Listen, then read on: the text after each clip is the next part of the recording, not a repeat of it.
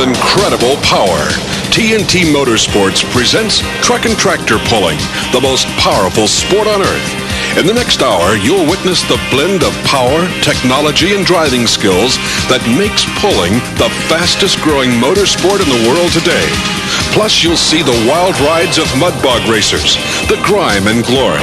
And don't miss the most outrageous new competition vehicles anywhere, the car-crushing monster trucks.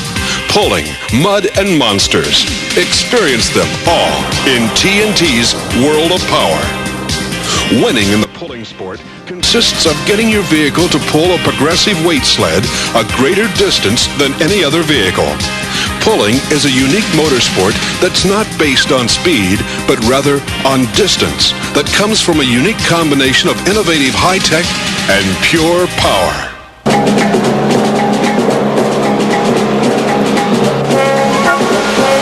Tractor pulling gets started. It no doubt began with a challenge. Who had the strongest tractor in the county? Who one that could pull a heavily weighted sled the farthest?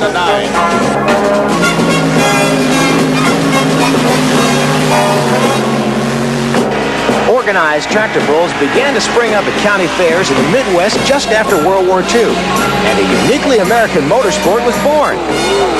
Yes, a lot of it's based on pure horsepower. 9,000 horsepower on one vehicle is common in the modified class, but driver skill wins the most pulls. When a puller and his vehicle take the sled down the track, several diverse elements have come together to produce this awesome display. First is the technology of super horsepower. My first personal tractor that I used was a F20 with a Ford flathead in it. Back then, it didn't take a lot of power. The way I got in, as times went along, it was a matter of getting the tractor to really hook and pull. And it didn't take a lot of horsepower like it does today. You geared it down. I had one tractor that had basically 3 transmissions in it, counting the transmission that was in the tractor itself. And you did all this to get your gear just right and to use that power, regardless if the motor smoked, if it was a V8, if it hit on 6, you was in pretty good shape. You know, this is the starting of it. I got my big kickoff at Bowling Green.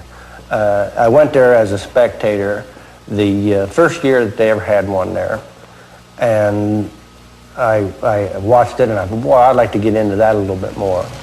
So the next year I was back. I just couldn't keep up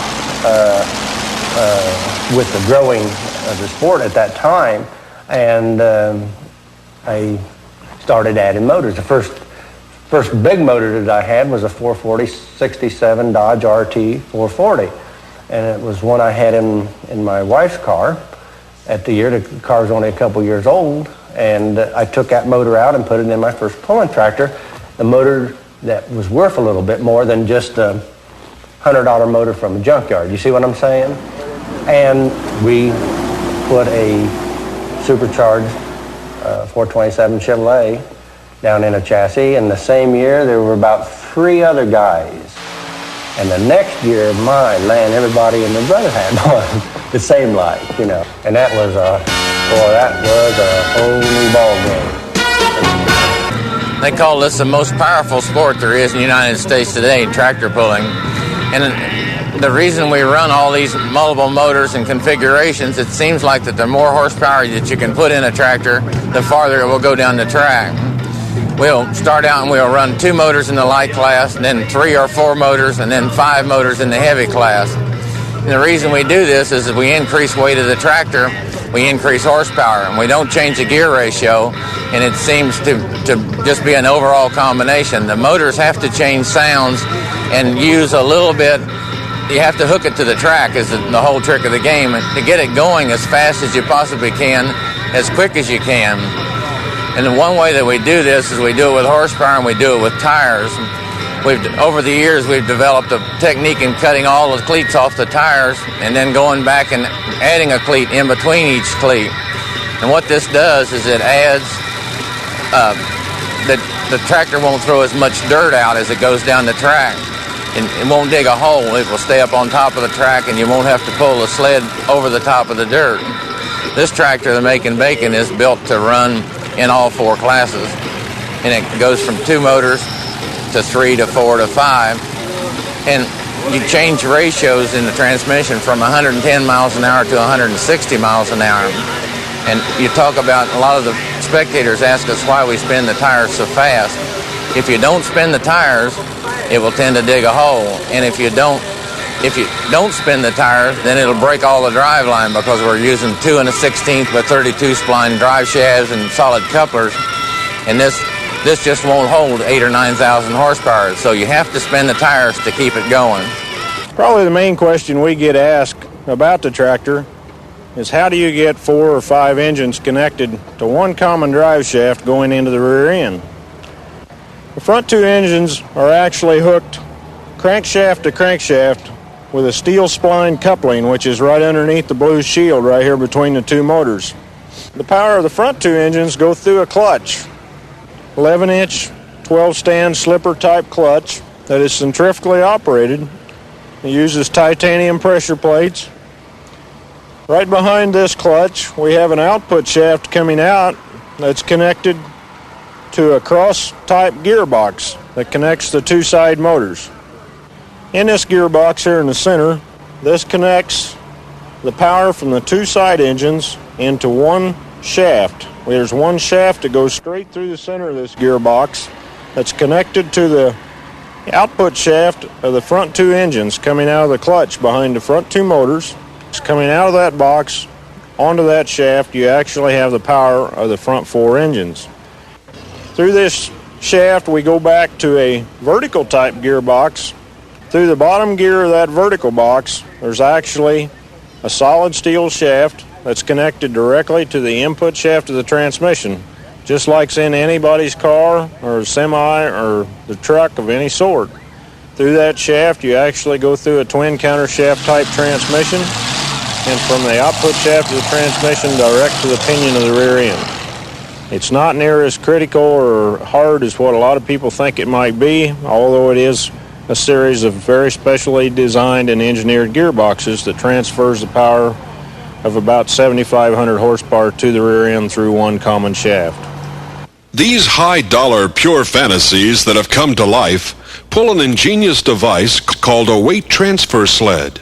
The name perfectly describes its form and function. Just like the tractors themselves, the tractor pulling sled has evolved into a very complex piece of machinery, but the principle on how it operates is exactly the same. As the box moves forward from the rear of the machine to the front, it transfers not only the weight that's in the box, but the entire weight of the machine itself from the wheels, from the rolling resistance to the pan. As the weight on the pan increases, the friction between the pan and the ground overcomes either traction or horsepower, whatever the tractors run out of first. And of course, in any tractor pull, the man that pulls the machine farthest down the track is the winner. The pulling track itself is the third critical element, and in some settings, the track can be quite an undertaking. I'm with Mike Snyder, TNT Redman track official. And Mike, we've talked about the 4, 5, 6-engine dragster tractors and all those different classes with tractor and truck pulling. We've talked about the weight transfer machine, but we've neglected to talk about what they pull on, and that's dirt. What kind of dirt are we talking about for a good pulling track like we have here at Bowling Green? Well, Dave, the track is one of the most important factors in the pull, and you want a good clay type soil. Something that when you get it wet will stick together, bind together. It'll give not only the tractors good traction, it gives the pan on the sled good adhesion to the track. It makes the tractors fairly easy to stop, believe it or not, even though they're getting a good bite in the track. Now, do we want any sand or loam in the clay? No, if you get sand or that type of material in the track, well, we've been out east and down in Florida, and we've been on those type of tracks, and we really have to adapt to them because the material doesn't stick together. They just don't get the bite that they need. And on the loose material, the pan slides fairly easy, so it makes the tractors, once they get moving, it makes them harder to stop. All right, do the pullers like to pull on good clay? Yeah, they sure do, Dave. You'll never hear too many complaints out of the pullers when they're on a power track or if they tear their equipment up because there's too much of a bite.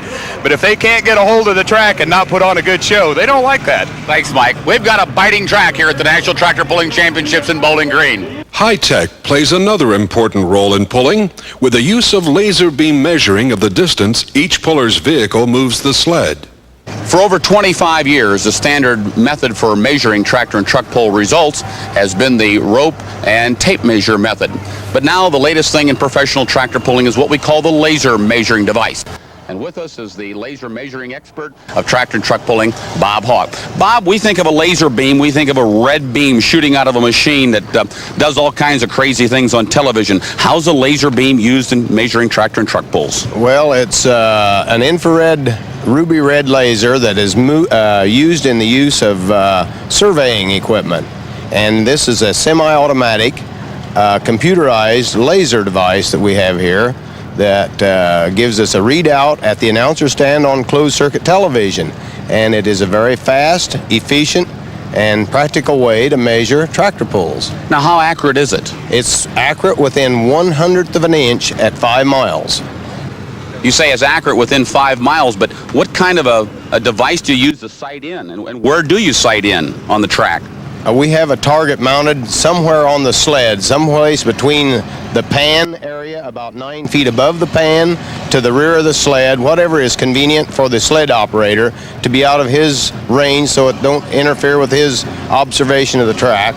And we read this into the computer before the event starts. This gives us a target offset, so we have that permanently in the computer for that track and that vehicle on that track. Okay, and how fast is it over the old method of measuring?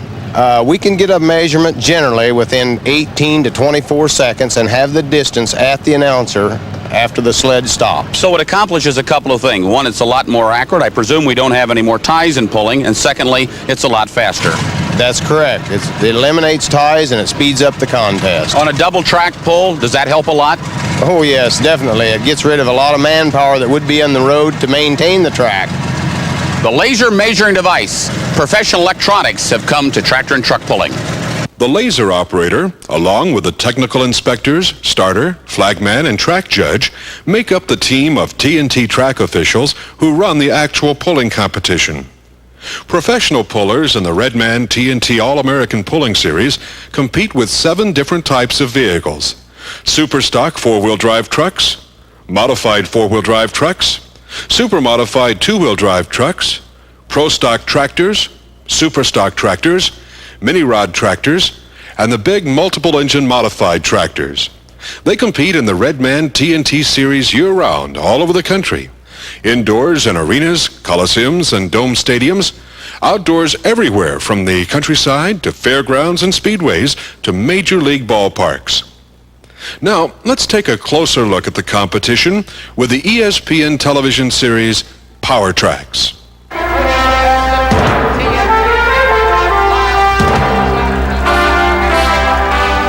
Welcome to Red Dirt Country, the fertile farmlands of the Shenandoah Valley. They've come from everywhere today to the Augusta Expo Land, Fishersville, Virginia. The biggest army of modifieds you'll ever see, here to battle it out in the Super Bowl of 4x4 competition. Starting things off here today, it'll be Carl Staples out of Moyock, North Carolina with Risky Business. For the best in pulling, this is the place in America this weekend. Fishersville, Virginia, in the Shenandoah Valley, Augusta Expo Land. Carl Staples, one of the best pullers from North Carolina. Jim Lyons from Louisville, Kentucky, builds the engines. Carl Staples, Risky Business.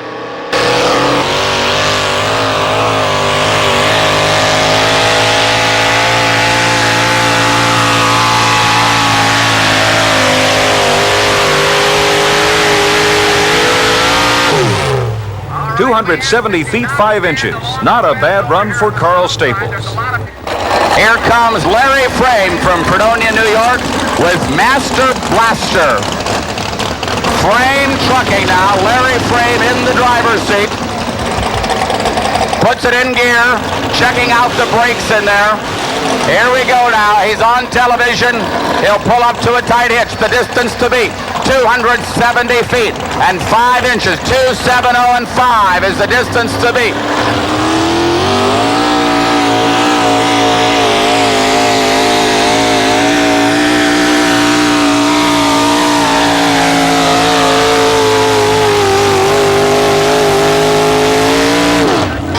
This is going to be close for the lead. This is going to be close for the lead. Larry's taken the lead with a distance of 276 feet, 5 inches. Next up, a veteran driver who's been making a very strong comeback this year. Jerry Weaver, sponsored by Nationwide Auto Parts out of Columbus, Ohio.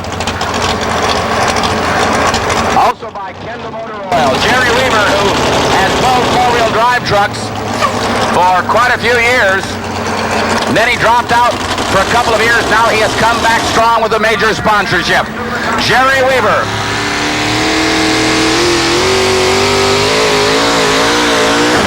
Oh, no. Oh, no, they're going to check the kill switch right away. That'll be the first thing they check. They will check the kill switch. The kill switch doesn't appear to be thrown. It's going to take a while to find out what went wrong on this one. Long ways to go for some bad luck. We've had a pretty good weekend. Thanks to Nationwide, they give me a lot of sponsorship money and Kendall Oil, and we've had a real good weekend. And this is just unexpected. I don't know what's going on. All right, here comes Little Hillbilly, Red Grogan from Clinton, Kentucky. Four-wheel drive competition, your leader right now, Larry Frame out of New York at 276 and 5. Easy does it coming up on the super stock track from Taneytown, Maryland. Here's the Hillbilly. A beautiful looking Ford. Ford fans, are you ready to take the lead? Let's go Ford, F-O-R-D, right down the track, Hillbilly.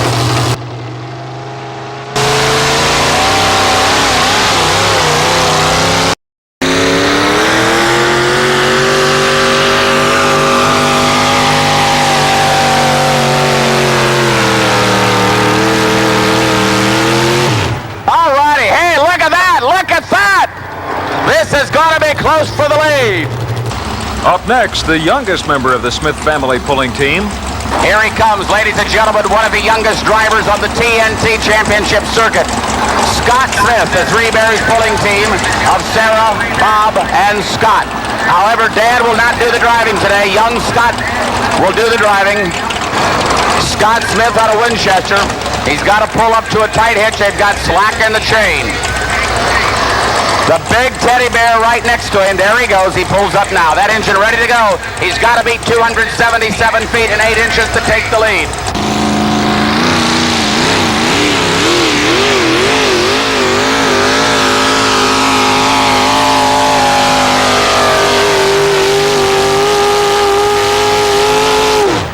It's going to be close for the lead down there. Scott Smith is going to be close for lead.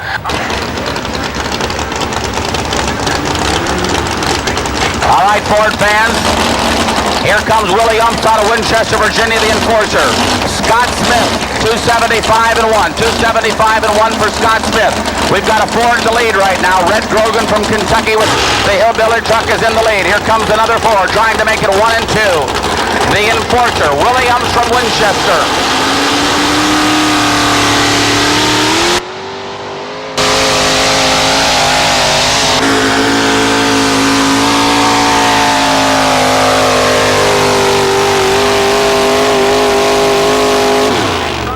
Willie bumps Carl Staples out of 4th place with a distance of 273 feet, 11 inches. Who said this is a man's sport? Next, Linda Ziegler driving Iron Butterfly. Here comes the Iron Butterfly. Ladies, here is our only lady driver of the afternoon, Linda Ziegler out of Bird in Hand, Pennsylvania. Chevrolet. Both hands on the steering wheel, ready to pull. Linda Ziegler, our only lady driver here this afternoon.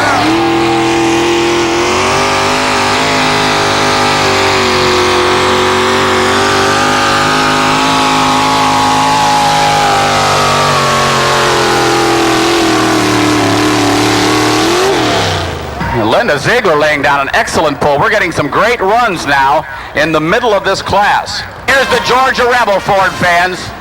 The Georgia Rebel, Tony Osteen from West Green, Georgia, where he's a farmer. They've had 2 years in a row of drought condition. He said he's making more money with his pulling truck than he is with his farm. Here's the green light for the Ford, the 1985 Indy Super Bowl winner, the Georgia Rebel, Tony Osteen lining it up. Most everybody's running down the left-hand side of the track. Here we go.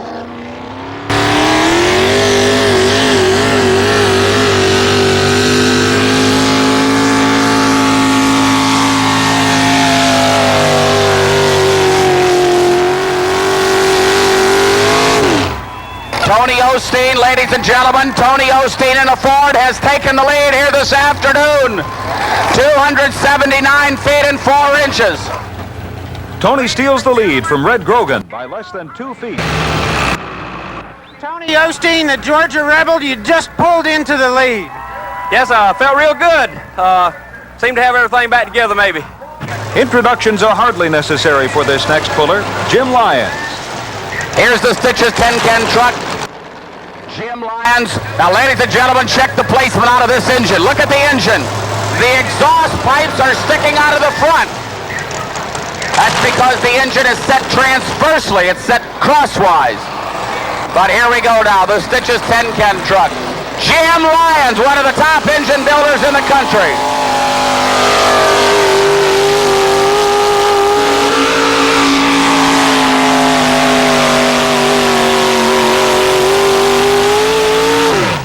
Jim Lyons running right down the left-hand side of the track. A good run for this GMC. A good run, but not good enough. A distance of only 271 plus feet for Stitches. Jim Lyons, certainly one of the guys to beat on the circuit. You came up a little short today, Jim. I think I drove a little bit easy. The track's a little different than it was last night. I drove too easy, so, we make up for it next time. Manuel Moreno takes the last pull, facing his toughest pull of the week. And ladies and gentlemen, the Yellow Rose of Texas, all the way from Seguin, Texas, 1,600 miles, 26 hours. In the last 3 days, he has already won 2 pulls here in the state of Virginia. He won last night. Here he is, the incomparable Manuel Moreno. All right, he's running late in the class here now. Running late in the class. It's going to be hard to repeat. Manuel Moreno from Seguin, Texas. This is it. This is for number 1 right here. He's got to beat 279 and 4.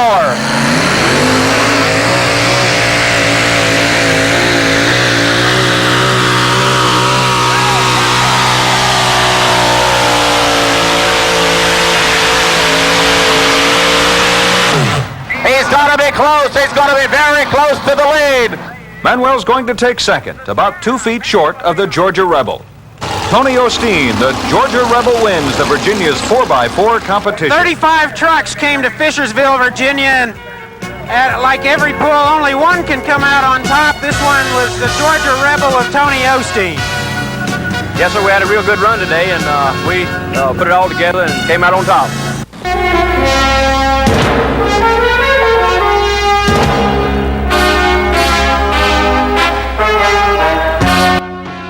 Unlike other types of pulling vehicles, the two-wheel drive pullers did not evolve over a period of time. The first two-wheel drive trucks were custom built for pulling. This class has remained true to its street truck predecessor, in that the bodies have to remain stock. Now that fiberglass car bodies are being used, the variety of body styles in this division has grown enormously. The two-wheel drive trucks are limited to one motor, and every modification possible is made to get the most out of those big Arias V8s. These trucks literally scream down the track. First up tonight is Jim Lyons in Stitches. Jim is a veteran puller, but he knows that in this sport, your reputation is only as good as your last pull. Class tonight, will they make it 2 in a row? Here we go, Jim Lyons.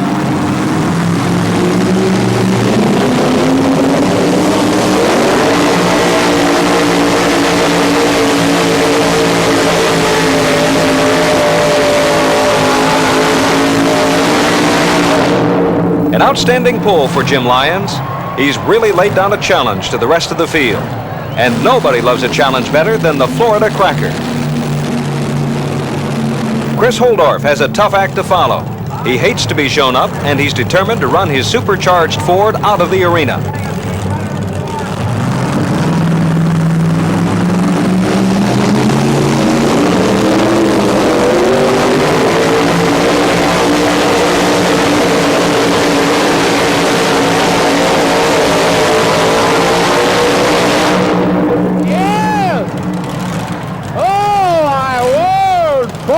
The Florida Cracker has done it. Chris proves again that he's at his best when his back's to the wall. The pressure is on as Mark Hare backs up to the big sled. Would you like to drive this down I-85, huh? Yeah. This will wake up your neighbors. A beautiful S10 Chevrolet called Spike from Springfield, Ohio. From the Buckeye State, Mark Hare.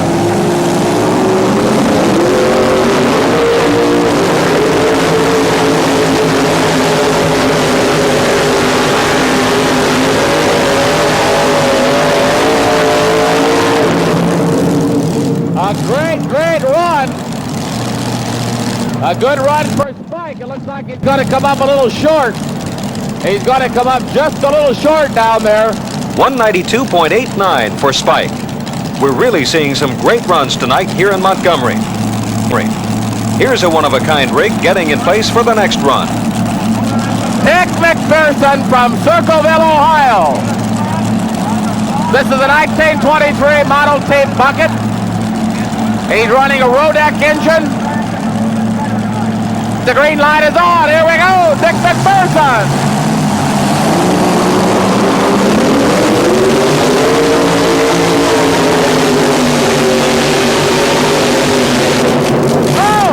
Oh, he has blown a motor. He has blown an engine. Parts were coming out, it looked like, from underneath the motor. They might have torn up the motor pretty bad. I don't know. They might have torn up an engine. It doesn't look good at all. These custom-made powerhouse engines don't come cheap. That blowout is going to cost Mr. McPherson dearly. Next up is Ken Lamont in the big red El Camino. Oh, look at this. Yeah, I love it. I love it. A 1985 Chevrolet El Camino. Let's go, Chevrolet! Boom, boom, boom!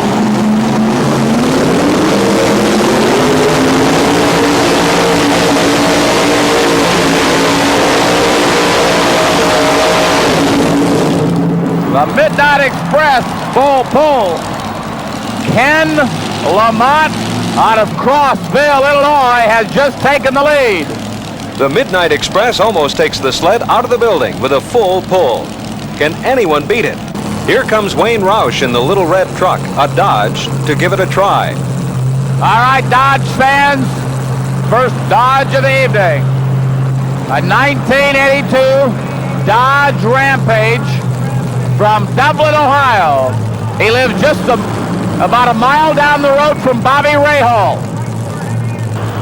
The 582 Keith Black Chrysler Hemi engine. This is the same engine that Shirley Muldowney runs in drag racing.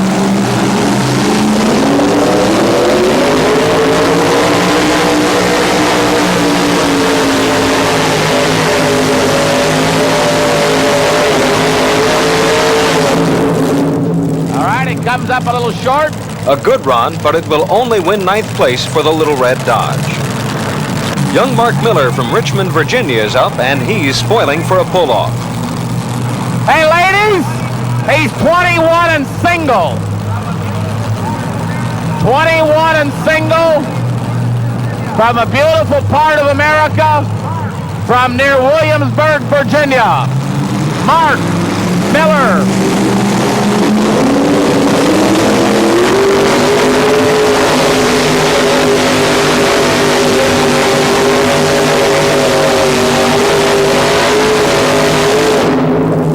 Good effort by the Mini Brute, but not good enough against this tough field of competitors.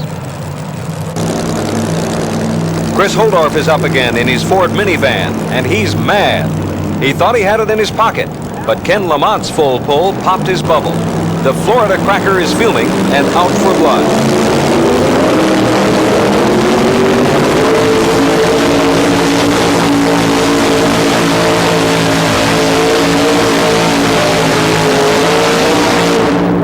That won't do it, but Chris's first run is still holding him in second place for now. Now Richard McPherson is coming up again. He needs a full pull to keep it alive. 1984 Chevrolet. He won last night. He farms approximately 1,000 acres. Tricky Dick McPherson.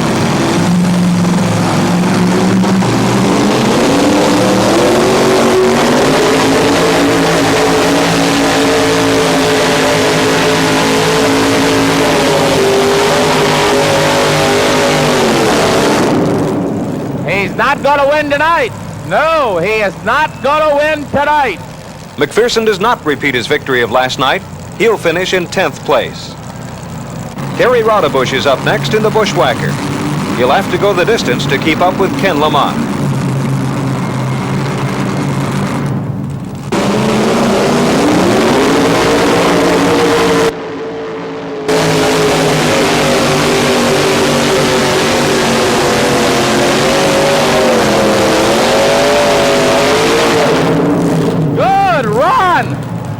A good run for Terry Rodebush. An excellent run. That will keep the Bushwhacker in the top 4 or 5 for sure. Here's a real classic to end up the event, the Fast Forward with Chuck Chitwood at the wheel. 1955 Chevrolet.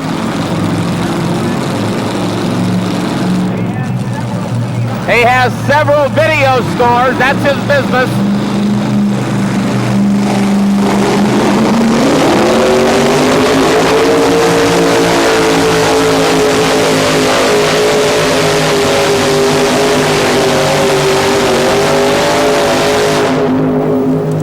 Won't do it. 5 feet short.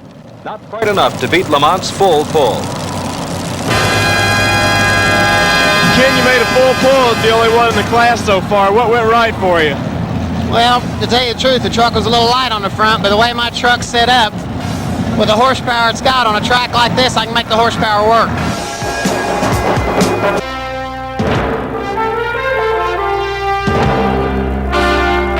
Welcome to the heart of Hoosier Country, Fort Wayne, Indiana, and the 1987 Redman TNT All-American Pulling Series. Take cover because we're about to witness some of the fiercest warfare this state has seen since old Mad Anthony Wayne fought off the Indians here 200 years ago. Here come the 9200s. These heavy metal monsters are truly the combat tanks of pulling competition. Armed with up to 6 engines each, they can unleash a barrage of horsepower that will send you diving for the ditches. We've had a torrential downpour here this weekend, and it's turned this thick Indiana soil into Grandma's molasses. It'll take every ounce of ammo these monsters have to go the distance for a good run. A challenge for the veteran, a nightmare for the new recruit.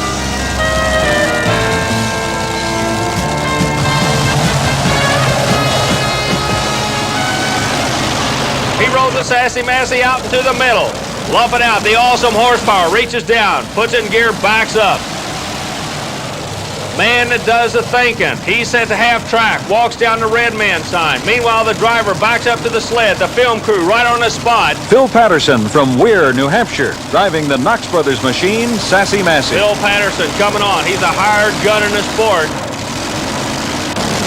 Hands up indicate he will not move the tractor. It's safe to hook it up.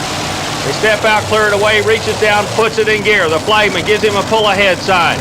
Patterson reaches down, puts it in gear. He'll wing the motor to clean it out.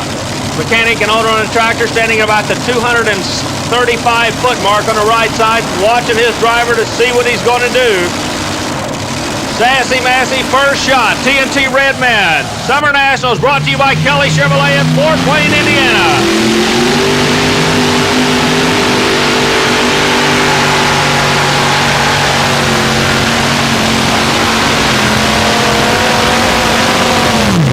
Full pull. The hired gun, Phil Patterson, adds another notch to his belt. Brought to you by Kelly Chevrolet on the Redman TNT National Championship Series. 3 Chevrolet engines, basically what we're looking at here. Heilman, many times national champion on the NTPA circuit, a strong puller on the TNT circuit. We're glad to have him with us this summer tour, the TNT Redman circuit.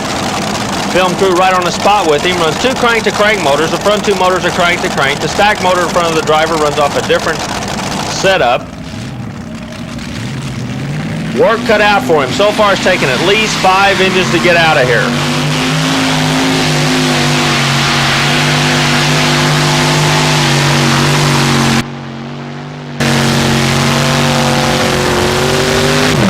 Old Red gives it his very best shot, but still comes up short.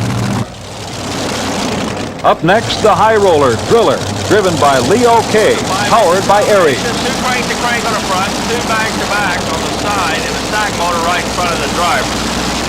Leo's from the Keystone State, Lewis Run, Pennsylvania. He runs a 5-engine combination on the Driller, 2 crank-to-crank on the front, 2 back-to-back on the side, and a stack motor right in front of the driver. These Aries engines run about $30,000 a pop. By the time you add in all the extras, you're talking about another $8 grand. That means you're looking at over $200,000 worth of pulling tractor right here in the machine they call the Driller. Like a rocket, K takes her out of here with no problem. Leo K drills his way down the track to a 2-man showdown for number 1. Well, one guy certainly made it look easy so far here. Full pull for Leo K. 5-engine Aries tractor. Looked like a lot of fun, Leo. It was a real good ride, and I think we got a good hold of the track right off the bat. I don't know if it's whole read come to again, I guess. You think you'll be joined by a few more of your friends out here? I think a whole pile of them back there, just waiting to come out. David Banter's up again for his second run, now behind the wheel of his new rig, Mr. Chevy. This time he'll have to fire a double-barrel shot at the lead. 512 plus cubic inch big block. You count them, 2, 4, 6 Chevrolet engines, 512 plus cubic inches, times 6, equals massive home state horsepower for the Banter Brothers machine. Alcohol-burning aluminum big block Chevy. He's going to fire him down the right side of the track this time. Here he goes, Dave Banter, Mr. Chevy. The alcohol-burning fuel, the aluminum type engine he runs.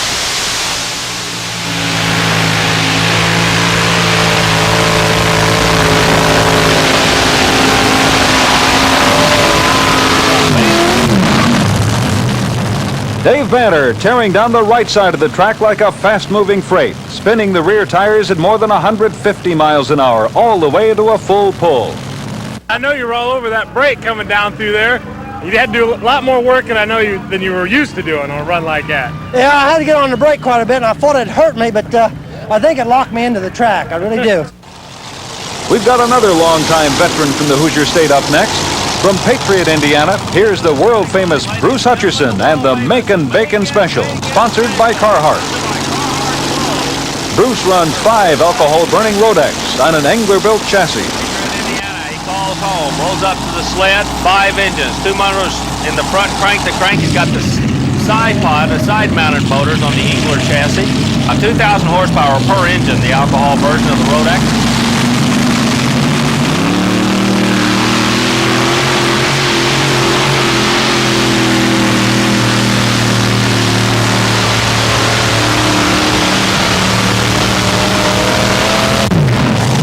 Not gonna do it. One of the big guns not getting out of here. Only 3 so far have made it. Well, Bruce, I know you'd like to get it out at the end, but just wasn't going to happen today. Anything you might have changed there to get you a few more feet down the track? Yeah, John, I tried to run a big gear there, and it just wouldn't handle it. We're always trying that kind of stuff. Why do you do it? Well, we've been running the tall gear, and it looked like it would turn it, but it just wouldn't get up on top of the tire. Rounding out a home state threesome, here's the legendary Fred Freeman and Mean Mistreater. He's got that right hand on the trigger, ready to fire his best shot at number 1. Watching stiff arm, throttle on the right hand on the Engler chassis. Chevy times 5, riding on an Engler chassis out of Wadesville, Indiana. National champion on the Busch Pro National Tour. Let's see what he can do. Right hand goes to the throttle. Now keep an eye on that right hand. He will tell you what he's going to do real quick. He usually rolls about 2 feet and then nails it. He'll pull the trigger on you.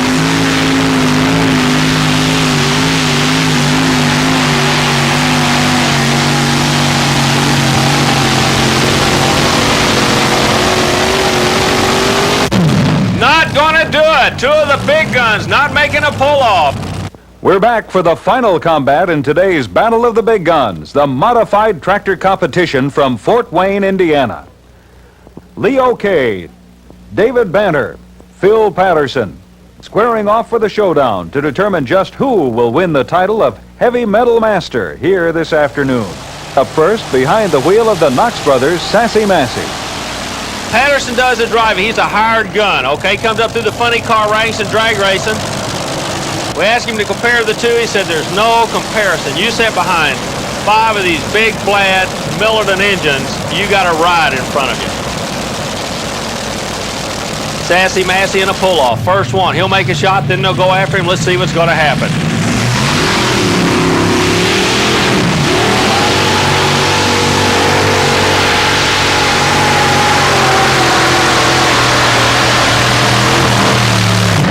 Back out of the throttle, shy of the 250. Now you got to remember, they're tightening them up a whole lot quicker. That weight sled is catching them a whole lot quicker in the track.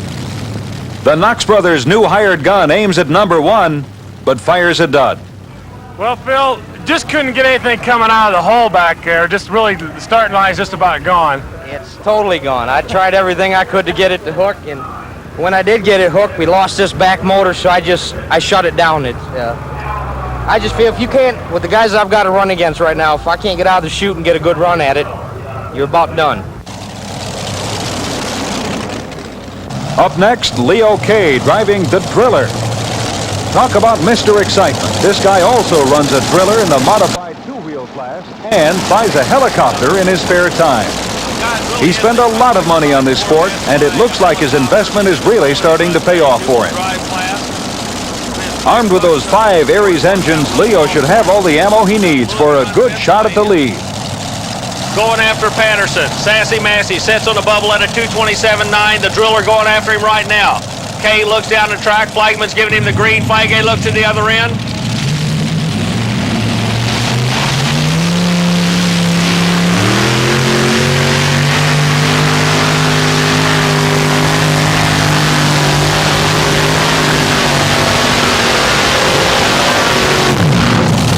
What can you say? Fantastic shot. Leo Kay on the other side of the 300-foot mark. Another full pull. Leo Cade drills his way to pay dirt twice in a row this afternoon. Well, Leo, another full pull made it look awful easy again. Just some awesome horsepower coming through there.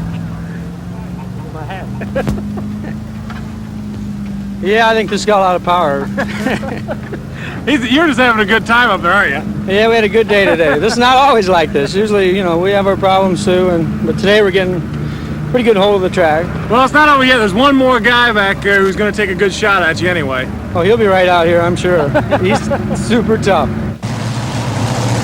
And here he is, the decision maker in today's 3-way Monster Modified Showdown, the super tough veteran himself, David Banner, behind the wheel of the new and improved Mr. Chevy. He'll have to fire his very best shot to challenge the Driller to a double duel for number 1. Now all the pressure goes back 300 feet on the other end of the track to a gentleman they call Dave Banner. 15 times Grand National Champion. His brother's spotting the sled. They're lining up right now. They have not given up. Now remember, when Banner qualified for the full pull, where did he come off the track? He went off the right side of the track.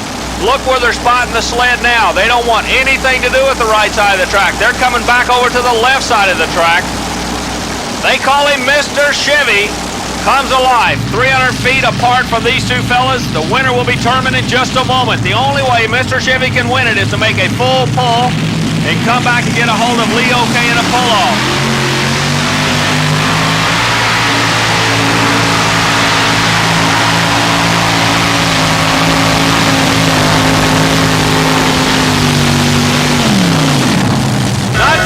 Leo Kay will take the win. The Driller pulls down a win on the TNT Redman All-American Pulling Series.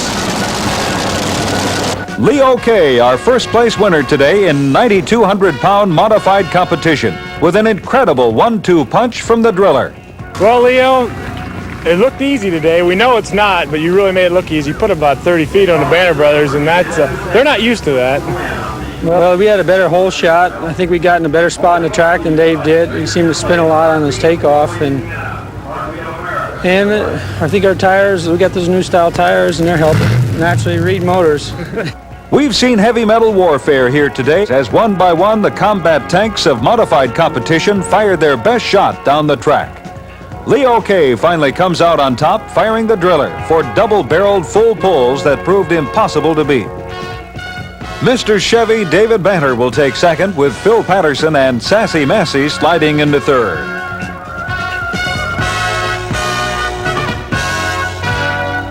It's been the battle of the big guns this afternoon in Fort Wayne, Indiana, part of the 1987 Redman TNT All-American Pulling Series. Other vehicles popular in TNT's world of power include mini rods, super stock and pro stock tractors, and super stock 4x4 trucks. Look to the mini rods to pack a lot of power in a small package. With up to 1,500 horsepower and a frame 7 feet long, these lightweight tractors fire off the line like rockets. Super stock and pro stock tractors are the granddaddy vehicles of the sport, even though they have evolved into pinnacles of power. From stock farm tractors, the pullers add as many as 4 turbochargers. Then these John Deere's, Alice Chalmers, and Case Internationals crank up as much as 1,800 horsepower. From there, the driver's skill takes over, and their runs are a far cry from anything you'd see down on the farm. Super stock 4x4s look more like your typical street trucks than other pulling classes. But once you look under the hood and hear that engine roar, you know that their internal makeup is far from conventional. This class is limited to 370 cubic inch engines and a single 4-barrel carburetor. And these Fords, Chevys, and Dodges can really fire up a crowd.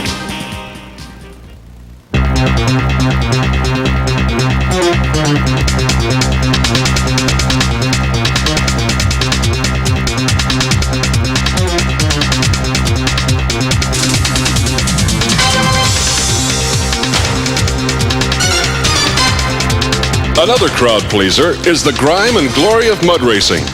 One of the fastest growing motorsports of the 80s, mud racing combines the maneuvering skills of the drivers, the high-tech power of the vehicles, and the unyielding dead force of a man-made sea of mud.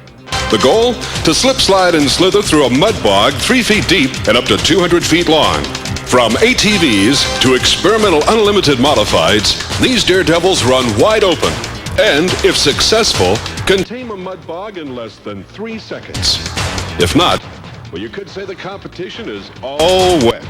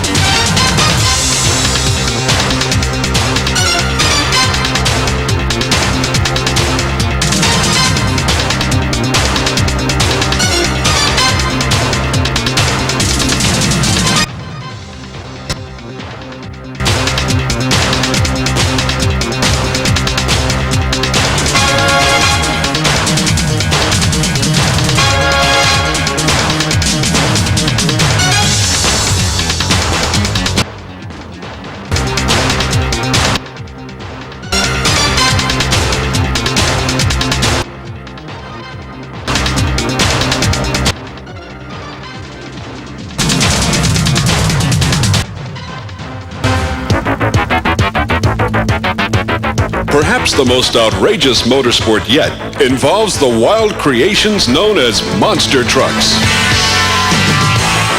Standing 12 feet tall and 12 feet wide, these 6 or 7 ton giants compete in car-crushing competitions across the country. And for the ride of your life, try out the newest thrill in motorsports: monster truck racing, running side by side in drag racing style eliminations.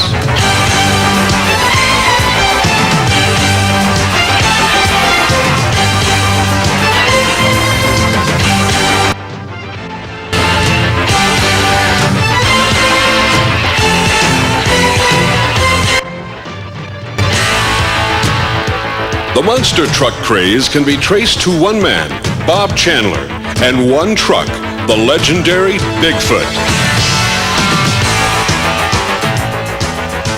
Since 1974, when Chandler built the original Bigfoot at his Midwest four-wheel drive and performance center in St. Louis, the Bigfoot family has grown to include a Monster Aerostar and a Monster Ranger, plus a total of 6 Bigfoot trucks, one with 10-foot-tall tires. The monster truck phenomenon has exploded across the country, with nearly 200 monster trucks, cars, and vans in existence today.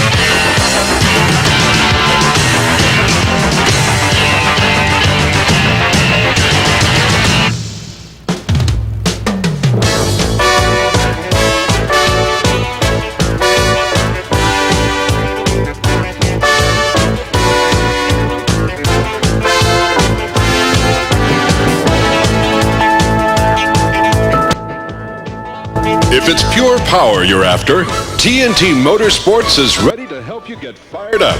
From the down and dirty action of mud bog racing, to the crashing and smashing of monster trucks, to the incredible technology and awesome horsepower of truck and tractor pulling, TNT Motorsports events have it all. Look for your next chance to experience for yourself the spectacle of TNT's World of Power, the most powerful sport on earth.